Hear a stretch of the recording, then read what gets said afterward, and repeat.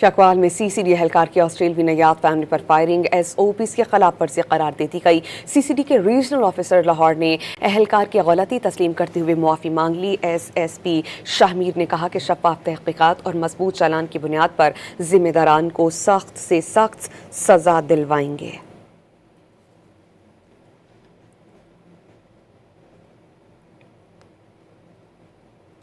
چکوال میں سی C D اہلکار کی آسٹریلوی نیاد فیملی پر فائرنگ ایس او پیز کی خلاف ورزی قرار دے دی گئی۔ سی سی ڈی کے ریجنل آفیسر لاہور نے اہلکار کی غلطی تسلیم کرتے ہوئے معافی مانگ لی۔ ایس پی شاہ میر نے کہا کہ شفاف تحقیقات اور مضبوط چالان کی بنیاد پر ذمہ داران کو سخت سے سخت سزا دلوائیں گے۔